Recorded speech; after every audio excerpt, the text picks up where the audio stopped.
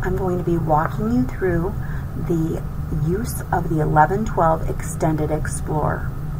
I'm going to start at the distal buccal line angle of a tooth, and I'm going to show you on the mandrite buccal, tooth number 30, which happens to be a very easy place to look and see your visual cue. Your visual cue here is that the lower shank, or the terminal shank, would be parallel to the surface that you're working on. You want to get a good fulcrum. Your middle finger is going to be on the shank so that you can feel any vibrations coming from that Explorer. You are going to be on the distal buccal line angle. Make short overlapping strokes. You're going to be going to the bottom of that pocket and then adapting and rolling into that distal surface. You'll roll all the way, making short overlapping strokes until you're under the caul, all the way interproximal. You want to make sure that you are up on your fulcrum so that you're deep enough and you go underneath the calculus that could be present to feel the calculus. Then you will come out. You'll do your short overlapping strokes all the way in. Then you'll come out and you'll make a short turn across the buccal surface with short overlapping oblique strokes, keeping adapted the side of the tip third of that Explorer, adapted and rolling it into the mesial where you're making more vertical strokes on the mesial and distal proximal surfaces. Vertical strokes on the mesial and distal proximal surfaces, oblique strokes as you go across the buccal and then across the lingual. You want to make sure you're standing up on your fulcrum and you're doing short overlapping rocking strokes on your fulcrum. You are keeping the side of the tip third adapted.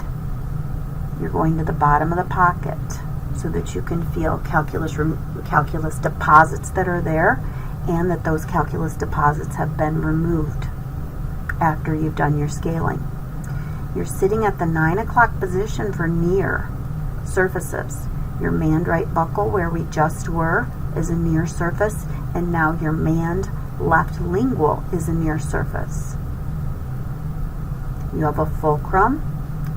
The side of your middle finger is on the shank as you work your way into the proximal surface, and then you're keeping adapted and rolling around and feeling all of the surfaces of those teeth.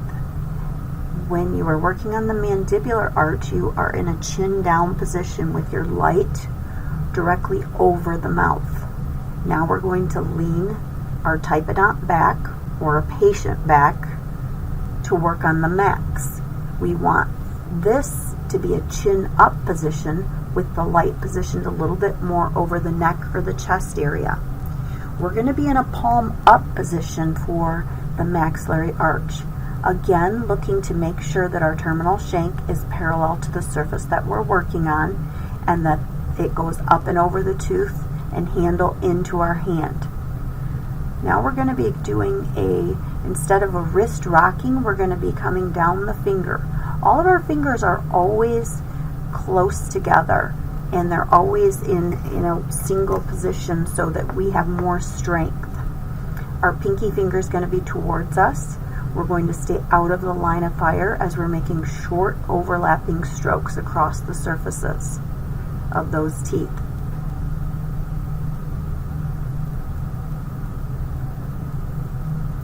We want to make sure that we are cupping the chin when we go to that max left lingual.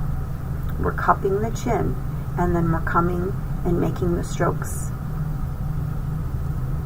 around the corner, oblique strokes on the lingual, keeping adapted with slight pressure so that will help guide the tip around into the mesial.